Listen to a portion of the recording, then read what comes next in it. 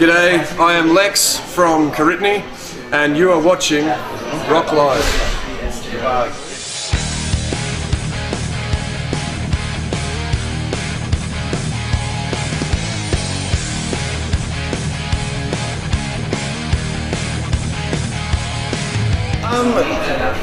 The inspiration for this record is essentially just it's like a primal instinct for me. Writing music and recording music, and obviously playing live and all of that sort of thing.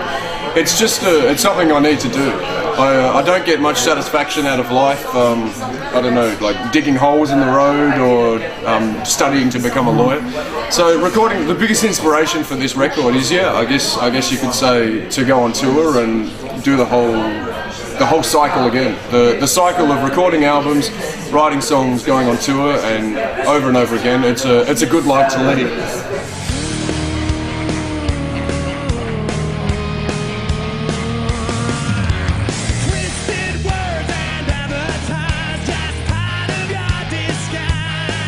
For this record, we started writing after the Game of Fools recording. So basically, our second last album we finished, and we started writing new songs.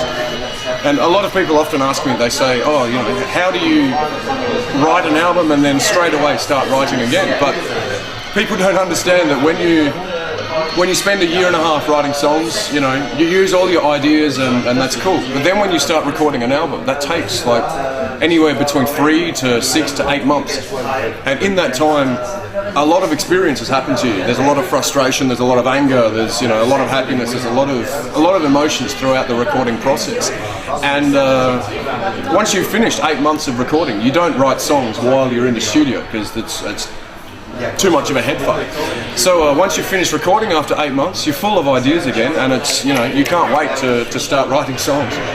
And that's the case for this record. We spent 8 months in the studio, and the day the mix finished and the mastering happened, I was writing new songs. So I'm forever working.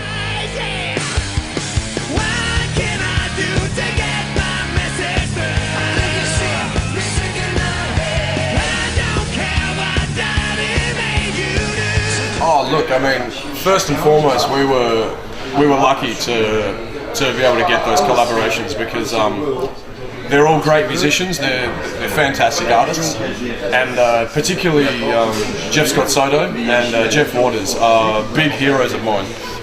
I'm a huge fan of Annihilator, and King of the Kill is one of my all-time favourite records. Like that album lives in my car, because it's a great rock and roll record, great metal record. It's cool for driving fast on the highway and occasionally getting speed tickets. But so we were lucky to get him, and Jeff Scott Soto I've known for maybe about 5 years. I met him in Paris several years ago, and he's been a big influence on my singing, and I was very grateful that he not only liked the song, but he was happy to record a duet with me. So yeah, that's that. It's fantastic.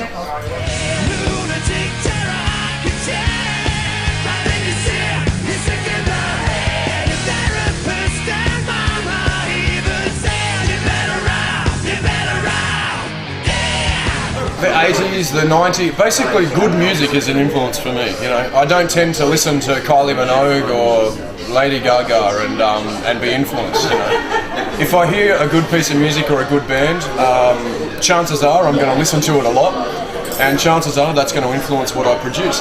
So look, I love a lot of different music. I love music from the 50s, from the 60s. Like, some of my biggest influences is like Little Richard, Wilson Pickett, James Brown.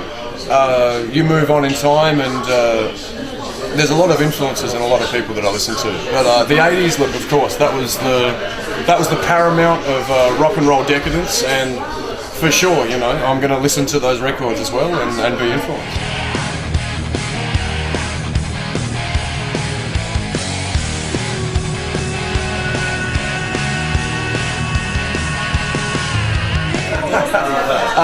I actually prefer, I own, and my favourite guitar to play is a Gibson U2.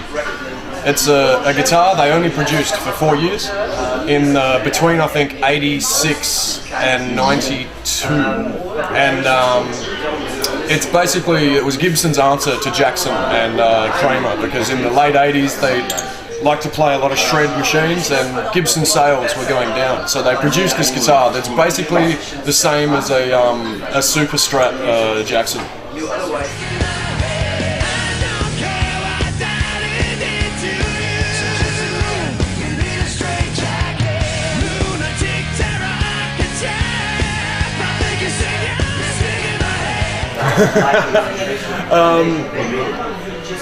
Well, that's an interesting question, because I'd have to say probably the best of Little Richard would be with me, guaranteed. And it's a hard question to answer, because right now I'm listening to a lot of different music, and if I had to choose three albums for all time, that's difficult. So yeah, maybe Little Richard. Look, let's say Back in Black. And I'd probably trade my last album for being able to take a barrel of Jack Daniels. You know.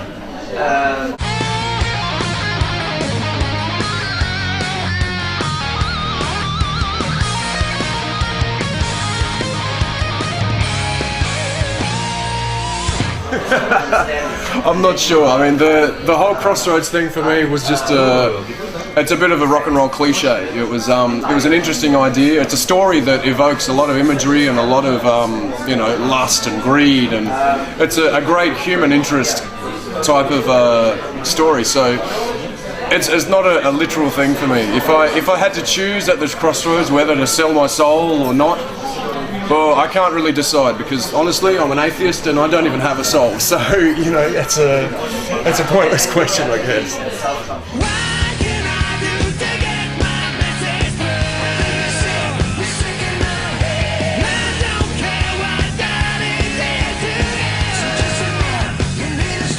You can buy me a beer because I'm out now. No, look, come to the gig, come up and say hello, please, because I love talking to people, and right now I'm currently learning French, so if you don't speak English, I may well be able to talk to you un petit peu.